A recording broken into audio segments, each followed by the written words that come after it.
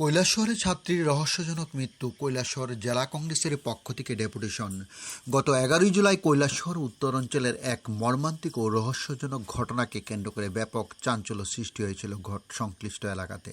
এই দিন এডিসি ভিলেজের হীরাছড়া 5 নম্বর রাস্তার পাশে গভীর জঙ্গল থেকে এক দশম শ্রেণীর ছাত্রীর ঝুলন্ত মৃতদেহ উদ্ধার করা হয়। মৃত ছাত্রীর নাম জুবাইদা বেগম, বাড়ি ইরানি গ্রাম পঞ্চায়েতের 4 নম্বর ওয়ার্ডে। ঘটনার দিন খবর পেয়ে স্থানীয় ইরানি থানার পুলিশ ও ঊর্ধ্বতন পুলিশের কর্মকর্তারা ঘটনাস্থলে পৌঁছে দেহটি উদ্ধার করে ময়নাতদন্তের জন্য কৈলাসহর জেলা হাসপাতালের মর্গে পাঠান।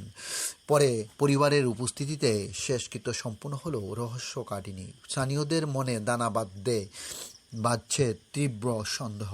এলাকাবাসীদের অভিযোগ, এটি নিছক আত্মহত্যা নয়, বরং তাকে ধর্ষণ করে হত্যার পর গাছে ঝুলিয়ে দেওয়া হয়েছে। ঘটনার প্রতিবাদে সেই দিনেই স্থানীয়রা রাস্তা অবরোধ করেন। পরবর্তীতে এডিসির এসডিপিও এর আশ্বাসে এলাকাবাসীরা অবরোধ তুলে নিল। ঘটনার রহস্য ও উদ্ঘাটন না হওয়ায় জনমনে ক্ষোভ বাড়ছে। এই শোকবাহ ঘটনাকে কেন্দ্র করে স্থানীয়রা রাতে মৌন মিছিল করেছেন। ঘটনার প্রকৃত রহস্য উদ্ঘাটন ও দোষীদের গ্রেপ্তারের দাবিতে আজ 14 জুলাই ইরানি পুলিশ স্টেশনে কংগ্রেসের পক্ষ থেকে এক বিশেষ ডেপুটেশন প্রদান করা হয়।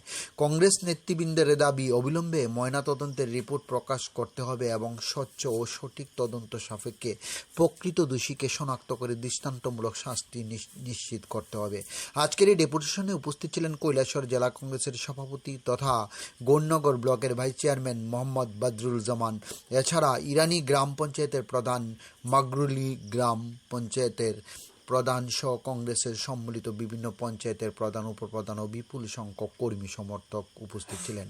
এখন দেখার গোটা কৈলাসহরবাসীর নজরে প্রশাসনের দিকে।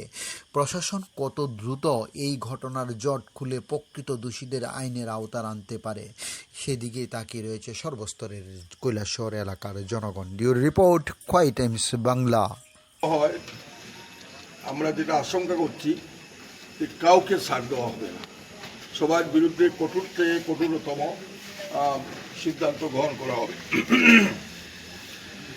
তো আমরা যে দাবি সনদ আজকে প্রদান করেছি তার মধ্যে অবিলম্বে ঘটনার সঙ্গে জড়িত সকল অপরাধীকে শনাক্ত করে গ্রেপ্তার করতে হবে, আমাদের 1 নম্বর দাবি। 2 নম্বর হচ্ছে অপরাধীদের শাস্তি নিশ্চিত করতে ঘটনার তদন্ত কার্যক্রম দ্রুত সম্পূর্ণ করতে হবে, যেটা আপনাদের কাছে আমি বলেছি।